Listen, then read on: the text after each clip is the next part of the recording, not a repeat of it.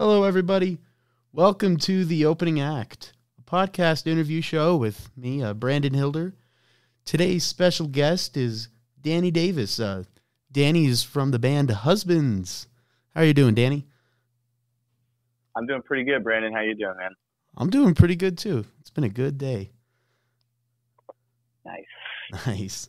Cool. So, first thing I want to ask, how did the show on, was it the 9th? How did that show go? That show was great. It was at a place called Beer City in Oklahoma City, which is our hometown. And that's a new venue here. It opened within the last year, and it's owned by the same people who run another a little bit larger venue downtown. So it was our first time playing there, and it's just a really fun space.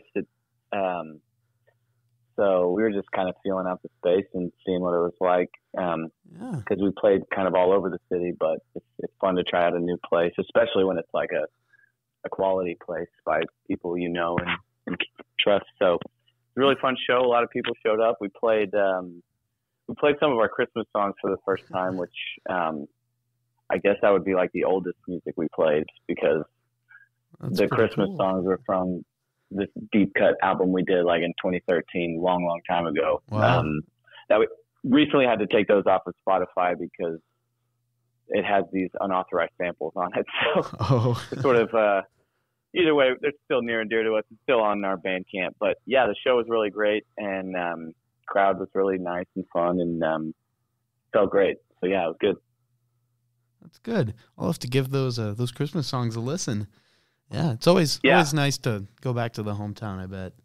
Go play for where it started and stuff like that. For sure. And we both live here, so it's just kind of driving down the road for us. It was that's always nice too. Yeah. Well, so let's kick it off with the first question.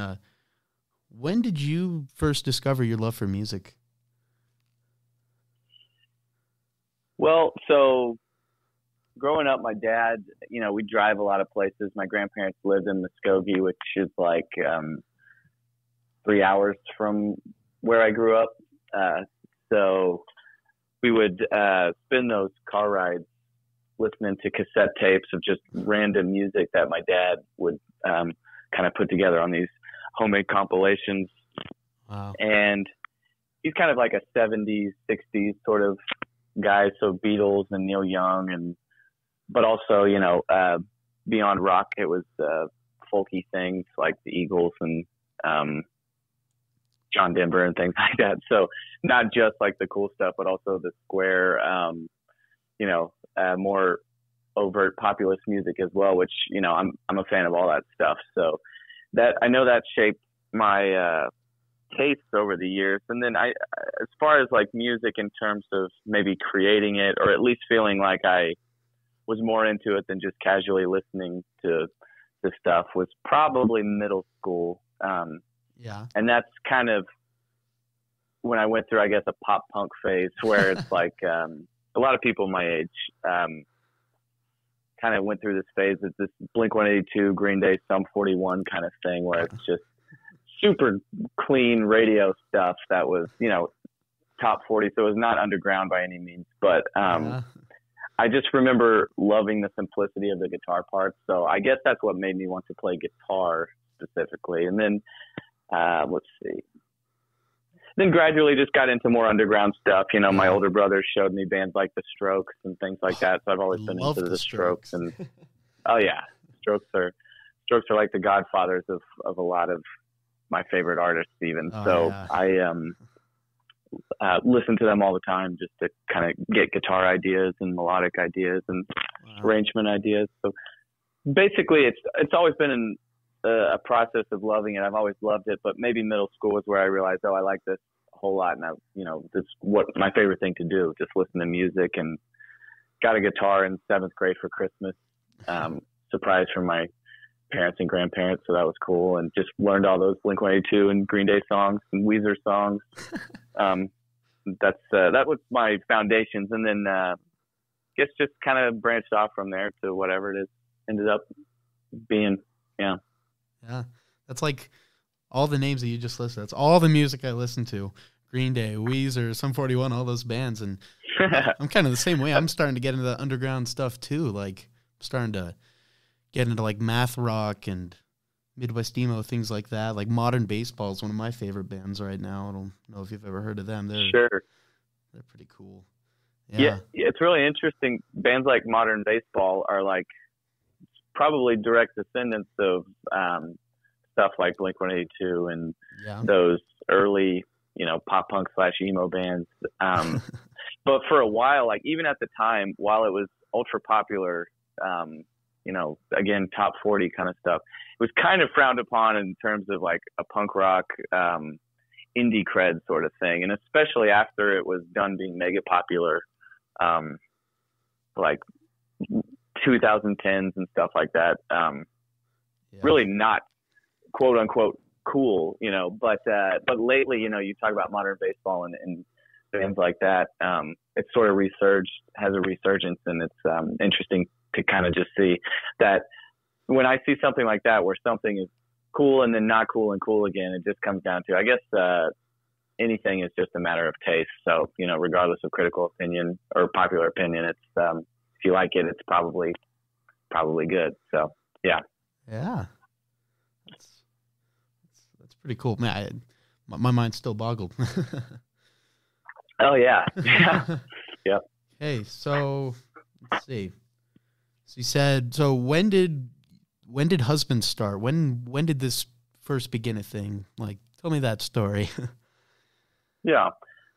So Will and I met in college, and I'd grown up, going to local shows, and Will was in a band called The Non, which was a popular kind of post-rock instrumental band that was, would play shows around town, and everybody would go all the time, and they were super great performers, and, the musical arrangements were complex, and the shows had a bunch of lasers and fog and stuff. So it was like high production value on those shows back in the day. So I was a big fan of the band before I even knew him. But we went to the same college, and our dads were friends when they were young, so they kind of wanted us to be friends. So they sort of said, "Hey, you're going to the same college. You guys should meet each other." And that doesn't go well. But in this case, we happen to share a lot of similar sensibilities, and became friends. So I was a fan first, and then became a friend of Will's. But wow. So we met at college, and I again was a fan of his band. And at the time that he was doing the Non stuff, I was in a band just myself, really, called Daniel the Brave, and it was kind of pop folky music. But I would perform around the school, and Will, said some nice things about it, and we just sort of, our musical relationship deepened just by way of expressing mutual respect for one another's projects. So whenever the Non stuff sort of died down a bit in terms of just, they weren't doing as much, Will had asked, or I guess both of us were just saying, we should write music together, or at least just play some music. So we got together and jammed a couple times and exchanged demos back and forth.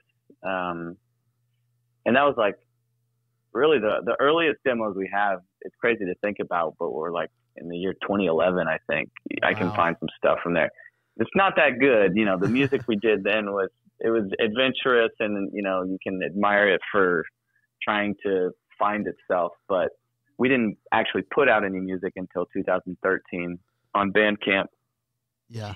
And so, yeah, basically Husband started in 2013 when we put out our first song on Bandcamp, but we had been sort of looking for a sound, the year and a half prior, just by way of jamming and sharing demos with one another.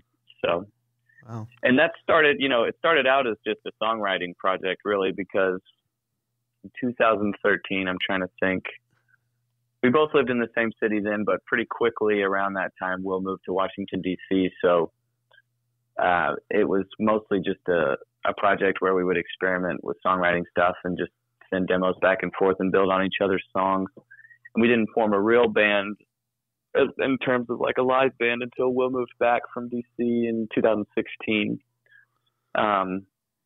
So yeah, I mean, it's had a whole lot of different phases and still evolves over time. You know what the band is, but at its core, it's been, you know, Will and I's musical project. So yeah, that's kind of a brief story. That's the beginning story, I guess. Most of the beginning story. Wow, that's pretty cool. Wow, so you've done a lot of concerts since then, right? Like, yeah. So in 2016 is when we started playing shows. In that first year, you know, we played around town quite a bit. And then in 2019, I moved to Seattle for a year. So I was gone for a while. So, you know, throughout the life of our band, we've kind of moved around, both of us. So when I was in Seattle, obviously we weren't playing shows, but between, say, 2016 and 2019, you know, that was, I guess you could call that a quote unquote local phase of just playing around town and, you know, learning how to be a band together in terms of live performance and get comfortable with the other guys we were playing with, who are still, you know, our original 5 members of our band. Wow. It's all the same 5 of us. So we have other guys come in pretty often as well, but the original 5 are still the ones we play with. But then, let's say 2020, we finished a record and we're going to go on our first tour, which was a small one that we booked ourselves. But it was going to, I guess, go up to New York City. We're going to go through Kansas City. It was going to be a fun thing. But that's when COVID happened, so canceled that. But between 2020 and 2021, we wrote another record, and in that time got ourselves a booking agent. And ever since then, ever since we got the booking agent, the amount of shows we probably played more shows this last year, 2022, than every other year combined.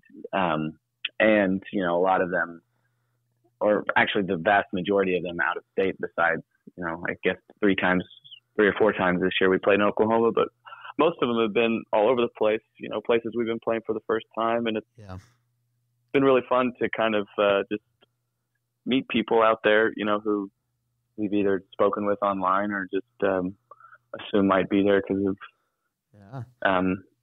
so it's been great. So what's your favorite part about, like, going on these recent tours and playing all these wild venues? What's your favorite part about that? Well, let's see.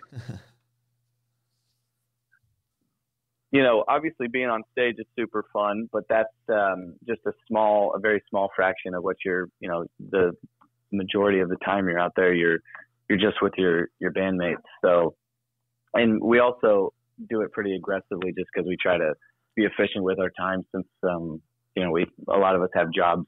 I mean, we all have jobs that we have to get back to and families and whatnot. So we try to be as efficient as possible just by going really hard. But as far as like, favorite thing, I mean, playing the show, I guess, is the favorite thing. But then we've been lucky enough to get to go on tour with a couple bands that we were already fans of, you know, and incidentally, the 2 that I'm thinking of, it's just been, you know, a real great time getting to meet them just because they're nice people and, you know, inspiring people to be around. So, and also you meet people at venues, you know, venue owners and sound guys and whoever else is doing things. It's, I guess, meeting people and just, it feels like living life when you're out there as well. You know, you're not kind of, you don't even, routines are great, but you don't really have a time to get comfortable anywhere. And in some ways, you know, at least for me, that's like been, I don't mind not being comfortable, or at least I sort of seek out situations in which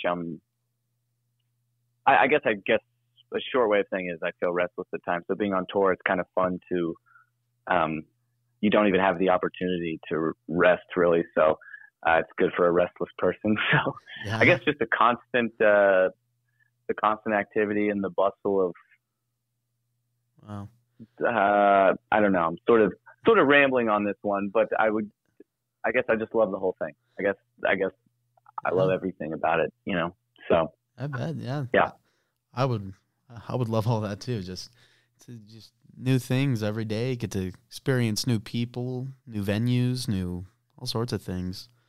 Get to see all the It's culture great. and And different. cities as well, do a lot of Googling of like, what's the best pizza slice in this town kind of stuff. So it may not be like as great for our diets or overall health while we're out there, but we at least try to, get a little bit of the culture of the city when we're in it. So it's always fun to do that too. Yeah, and I realize, and this is the reason how I found out about you guys. You guys are going to be playing near me pretty soon in July in Montana, Missoula, Montana, specifically. Yeah, and that's great. It's the tour with Goth Babe, I think. Yeah. How do you feel about that tour? Super excited, man. We super pumped about that tour.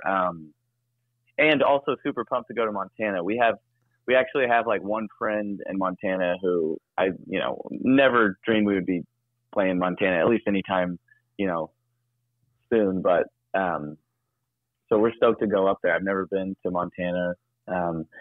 But all you hear about it is that it's super beautiful and also super cold in the winter. But either way, super beautiful place. So we're stoked to play in Montana. Yeah. And we're also, that Goth Babe tour, we're extremely pumped for, just because, I think there'll probably be some big shows just because he's wildly popular. And we were already fans of him. I mentioned that 2020 tour that got canceled. Yeah. And that we were booking that one ourselves. And part of that was just reaching out to bands who were playing shows, in the cities we were going to, and just trying to hop on an opening slot for those, because we didn't know how to do it, so we were just saying, okay, well, this band that we like has a show here.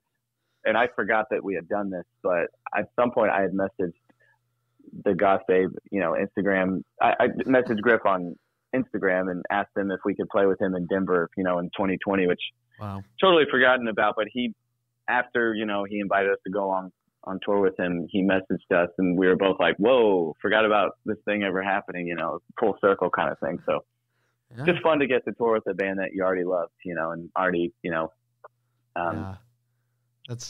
so that'd be cool. Yeah. I'm pretty stoked for that concert. Can't wait to go see you guys. Let's see. So, yeah, man, you got to say hi when we're there. Definitely say hi to us, Oh, yeah. Because, I'll let you definitely, know that for sure. Yeah. So, okay. So I want to talk about the audio tree that you guys did a few months ago. Like, when was that? On YouTube it says it was like 8 months ago, but it might have been before that. How did it feel to do that whole audio tree session?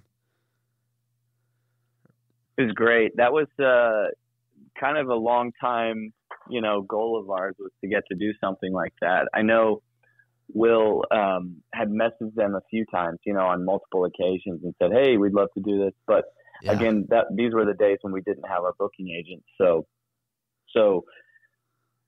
a lot of times when that happens, before you've sort of established yourself, or before, you've established some kind of communication style or channel that people respond to, you just get crickets all the time. So we unsuccessfully tried to do it, a few times for the years prior to that. So getting to actually do it was a total blast. And the people there were just incredibly professional. I mean, obviously they've been doing it a while and churning out a really quality product. So it wasn't surprising, but it was still very cool to, and also, just felt, I don't want to say humbling, but it felt really great to be a part of, that institution, just because they are so good at what they do in terms of that musical space and setting it up, and their professionalism working with them.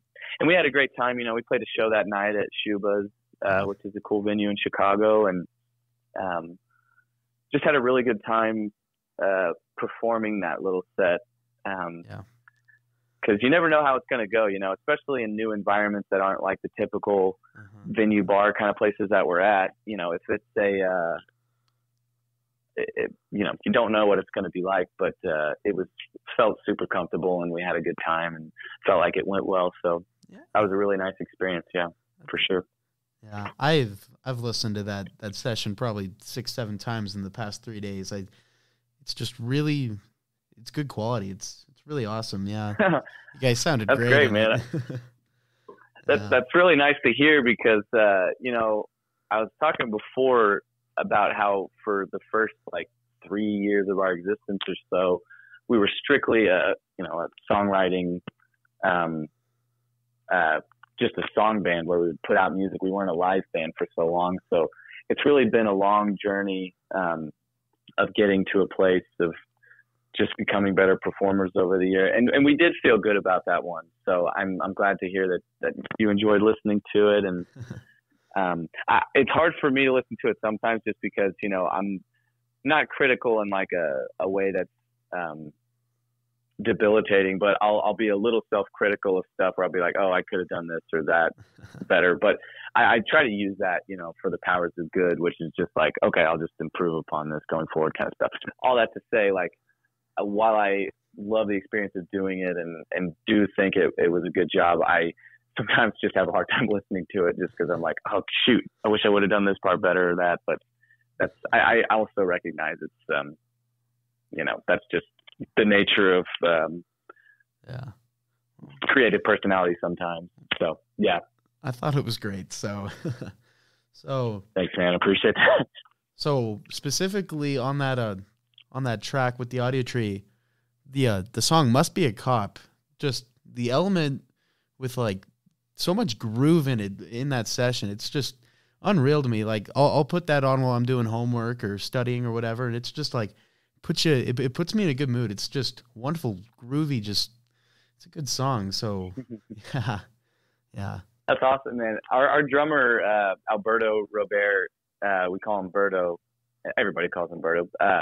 He's so good, man. It's fun to watch those songs come to life because the way we record is kind of hodgepodge at times. I think for our next record, we're going to kind of do it more in an organized fashion. But up to this point, it's just, you know, Will or I either creating drum loops from drum machines or using pre-existing drum loops and building around those things and changing as the song changes shape. So all this to say, like, a lot of the times it's not our actual drummer on some of the records. And that one was one where it was like built from a drum loop, like on my phone. So it's like, okay, you do make some sort of loop on the phone and do it there. So all this to say, like, the first time hearing him play on it, you know, a real human behind it is almost always better. So it's fun to hear those songs come to life, you know. And I know for our next record, we're going to just have him do the whole thing. But yeah, that one was fun to just kind of hear his human interpretation of the thing that before was just, you know, an approximation of human playing just by nature of our studio limitations. So yeah. Okay. Then really recently you just put out the new Ghost Machine. I contacted you and I looked in, I noticed it was like already 5 days old, like brand new. That's so yeah. It was.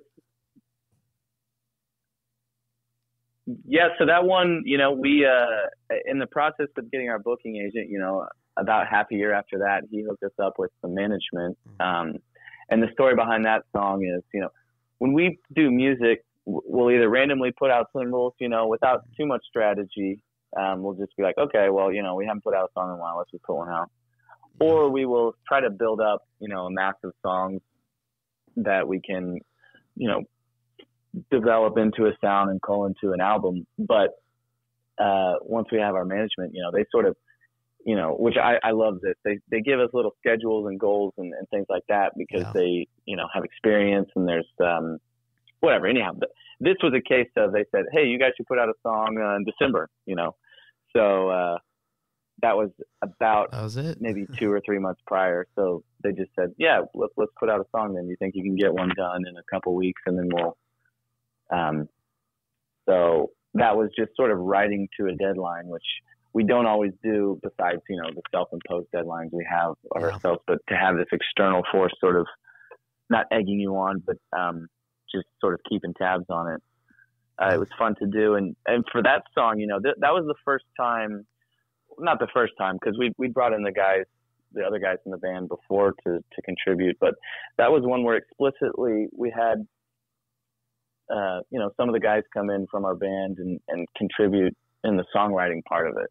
Whereas before, while our synth player has done stuff with the songwriting before and contributed musically to stuff, it's usually just dressing up things that already exist. But in this case, it was a song that was still very much being written, and their contributions, Zach and Berto specifically, really helped shape what it became. So it was fun to kind of like participate in a different realm of music with the guys we've been playing with for so long, and get to just experience writing a song together. So we're going to try to do that more going forward. But yeah, it was a cool song for that reason as well. And there's a B-side to it too. That B-side is an acoustic version of the very first song we put out in 2013, which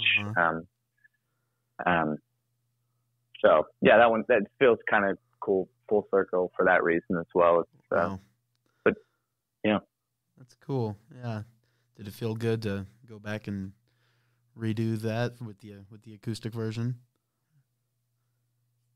Yeah, it was fun. We'll at some point, maybe a couple years ago, just sometimes we'll just throw things on Dropbox. It's like if we're trying to write a song, we'll just throw a bunch of ideas out there. And one of the ones that was probably in his head a throwaway idea was just an acoustic of that. Wow. Toying around with something we'd done in the past, and maybe it was just an exercise to get his microphones down. I'm not sure, but but either way, I just thought I thought the vibe kind of matched, and it was a cool reimagining of the song, because the original version's a lot more rocky and surfy and punky, and this new one is pretty chill, and it maybe a nice compliment to the energy of the main single. So yeah, it was fun to revisit that one and think about it. Yeah.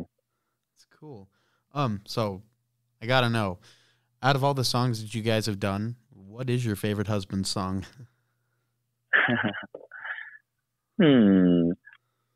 It's a big question, isn't it? Yeah. I'm sure it changes over time. So it's probably just dependent on, my mood of like, some days you wake up and want to listen to a certain style of music, and some days you want to listen to something else. And I guess within our own catalog, it's probably like, well, I would feel like listening to certain ones at certain times based on, whether I want something energetic or not. But I guess if I'm going to pick one, I tend to have warm feelings towards the ones that do well, because, like I said, I grew up on pretty popular bands, at least in my formative middle school years. So I just love big hits. I love all the big hits of the big bands. So so, whenever one does well, I probably, let's see. Yeah. And I totally get that with the big hit thing, because those tend to be the songs that a lot of people like, and then you listen to them and they're pleasing to the ear and all those things. Yeah. Right. And so I guess to that, I will pick one and say, maybe right now I'd say Must Be a Cop, just because it's fun, just the energy of it, I guess.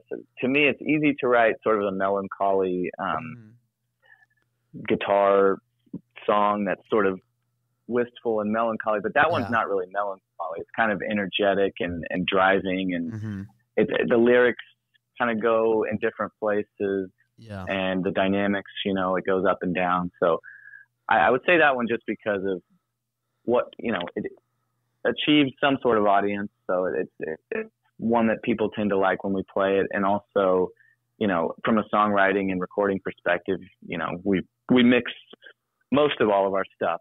So, and that was just one that felt like we succeeded in a lot of different areas. So because of that, I'll just say that one for now. Yeah.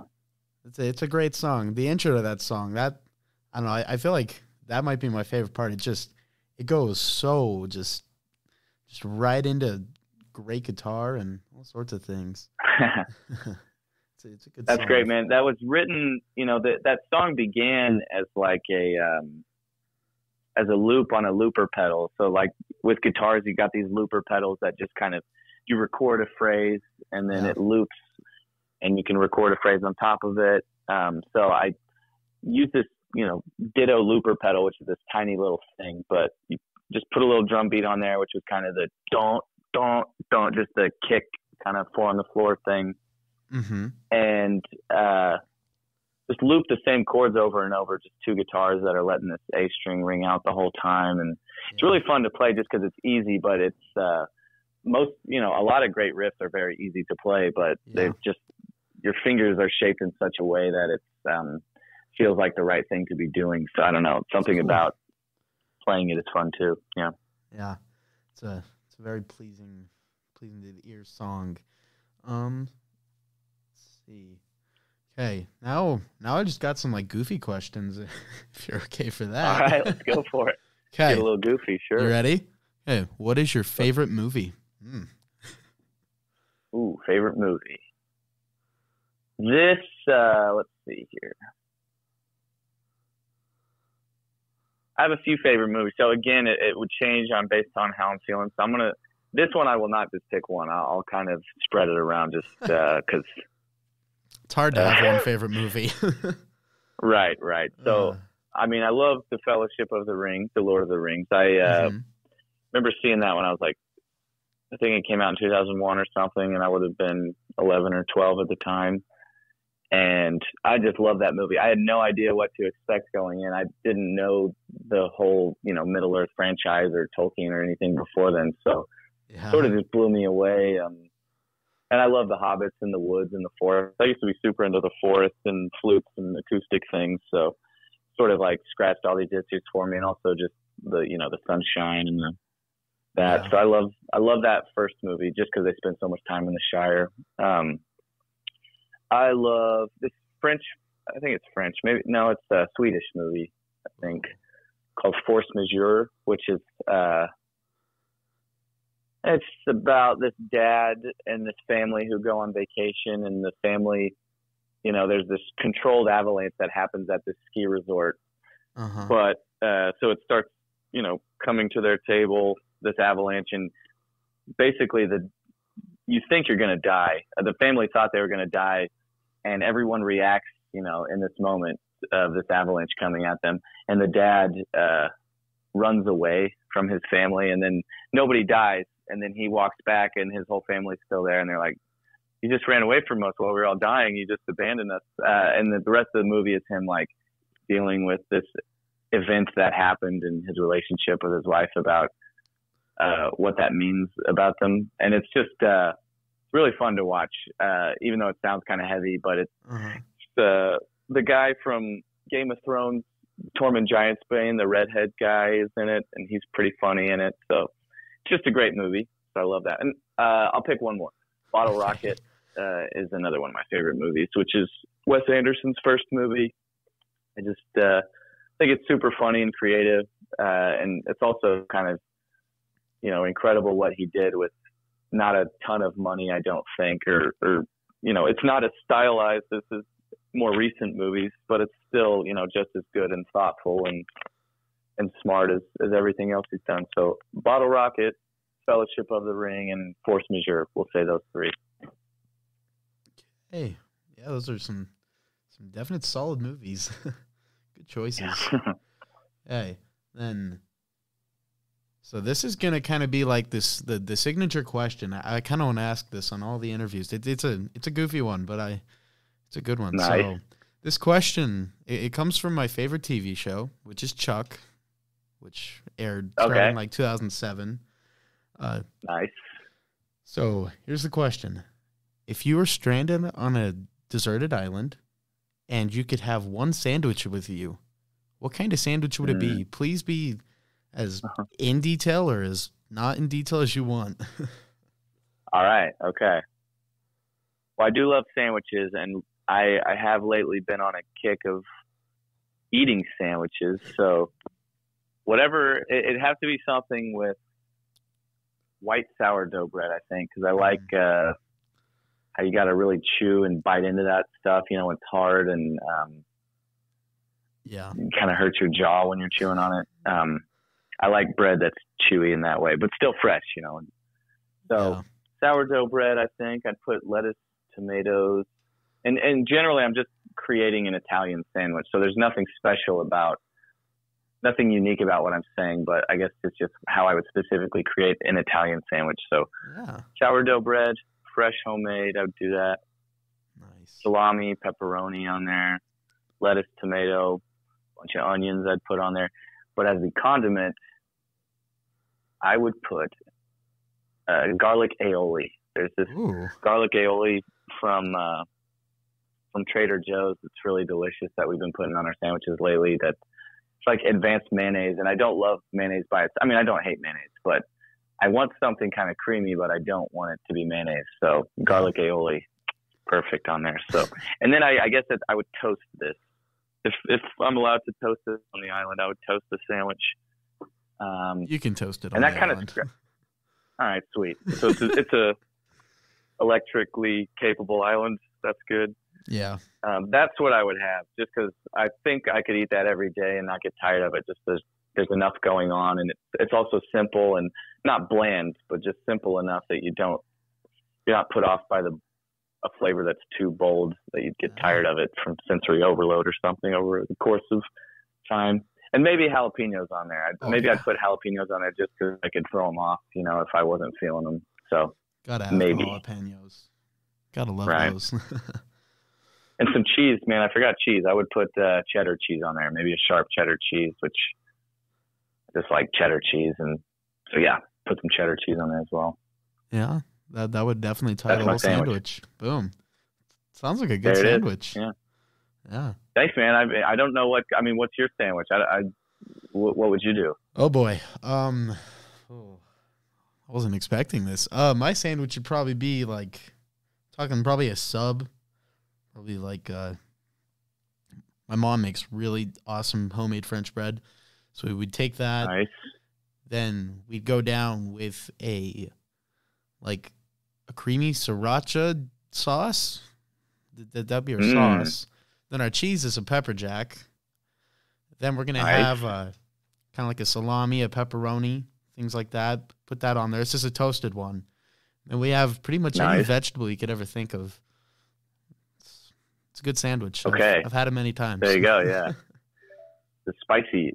Not spicy, but maybe a little bit spicy if you're going sriracha and pepper jack. Not that that's spicy, but just comes from Spice World in some ways, I guess. And I forgot. Yeah, we got to throw the jalapenos on there as well, and like the pepperoncinis and those things. Yeah, those are great. Put those on there as well. Give that little kick. Yeah. Well, I'd eat that sandwich. Yeah. I'd eat your sandwich too. Sounds good. Yeah. Well, got our last question. So, what advice would you give any of the students that are going to be listening to this podcast? Because this is going to be a school podcast, so there's going to be a lot of students here listening to it. So, what advice would you give them, if you have any? I think I would say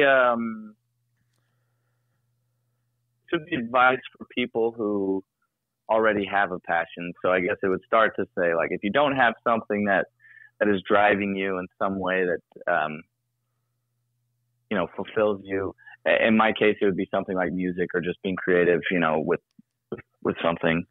Or I don't know if journalism is your passion, but if it is, that's a really great thing, But if you don't have one, find one. So there's that. But this is for people who basically have something, and that's to say, just do it all the time. If it's fulfilling to you, don't let somebody else tell you it's not worth doing because it doesn't make money or something like that. Because while you still have to take care of yourself and figure out some way to exist within the world, the way you spend your time is more important than the money you will eventually be making on some level. So don't forget to prioritize the things that, give you life, So basically, what am I trying to say? And always take it seriously too. I mean, as serious as you want to take it, but if you're going to do music, treat everything you do about it. Don't overweight it to the point that it daunts you, but do it as if you want to hear it. Try to create something that you would want to see or hear or read. And that's kind of some sort of perspective to like not settling for something that's less than great. So always question yourself. I guess another thing would be, I guess this is a lot of advice, but the other one would be like, and I don't know if I had this specifically as much growing up, but I see the value of it in other people's. Just find a mentor, find somebody doing what you want to do. Yeah. Ask them a bunch of questions, and see how it is they got to the level of skill or quality or achievement that they did, and hopefully they're cool with you asking it. If they're not, find somebody else, but either way, seek people out who are doing the things you want to do and figure out how they did it. Yeah. And constantly check yourself. If you're not getting better, ask yourself why, or if people aren't responding to something you made, ask yourself why and say, what is it that's lacking? And there are, resources online where you say, this is what I just drew, or this is what I just wrote, or this is a song I just recorded. Uh-huh. This is a mix I mixed, or this is a painting I painted. What do you think? And hopefully it's like in some sort of forum where people can be open and honest and not like destroy you, but at least be honest about it and tell you things to work on. Because if you're not challenging yourself or identifying, it's just shortcuts to identifying, shortcomings that will you can fix and become better at, because you can always become better at something. So I guess be intentional in everything you do, and always try to be conscientious of what you're doing, versus sleepwalking through everything. Wake yourself up and be like, wait, what am I actually doing right now? Am I trying to write a record? Is it bogging me down? Is it feeling daunting? Well, I'm supposed to love doing this, so why am I not loving it? Let me just do something for fun to clean out the ghosts in this closet right now, and then I can start all over. So constantly be checking in with your brain, I guess, is maybe some shorthand way of saying a lot of what I just said, but check in with yourself a lot. I don't know. I said a whole bunch of stuff, but it's all good stuff, I think. Yeah, so it is. It really do is. all that. It's very, very inspiring. It really is all good stuff. Hopefully the people who hear this can take that and put it to use. Yeah. Thanks, man. I got one more. More too. One more. Okay, let's hear it. The crippling self-doubt and imposter syndrome, it's all very normal. It's all normal stuff, but don't let it paralyze you, and don't let it keep you from putting out things. And the way to do that, easier said than done, but the way to do that, at least for me, is identify the worst thing that can happen if you put something out. And it's never bad. It's never bad enough to warrant not putting it out or not putting effort towards doing it. And, I have so many friends who make such great music, or at least I did in the past. And they just wouldn't put it out. They'd sit on it and be like, well, I need to do this and that and this and that. And at some point, years passed and they didn't do anything with it. It's like, well, you could have just put that out there, and then maybe it leads to something else. So all this to say is don't if you're paralyzed in fear, identify the source of the fear and try to get rid of it, because that's not good for anybody, including yourself. So if it's not providing you any value, then try not to be afraid if it's not going to be worth anything to you. But conversely, if being afraid of something is providing value, like it's keeping you from making some sort of mistake or endangering yourself. Actually, I'm going off the rails here, but either way, only fear something if it serves you, but otherwise try to get rid of it, because it's never any good. So don't let it drag you down. Yeah. And that's it. I'm done with my spiel. I don't even know what I'm saying now. It's all good. It was good. It was really good. Well, thanks, Brandon. Thanks. Yeah. I want to thank you for being able to do this with me and being willing, really. It's been a blast. Yeah. Yeah, it's cool, man. It was fun talking to you. I loved your questions, and I hope Montana is probably getting to a point of being cold. I don't know how cold it is up there, but it's winter, so we've been cold since October. Yeah. Oh. Nice. Yeah. Yep. Well, guess that's how it goes. That's the Yeah. trade-off for a beautiful summer or something like that. But Yeah, there you go. hopefully it's bearable in some sense. So Yeah.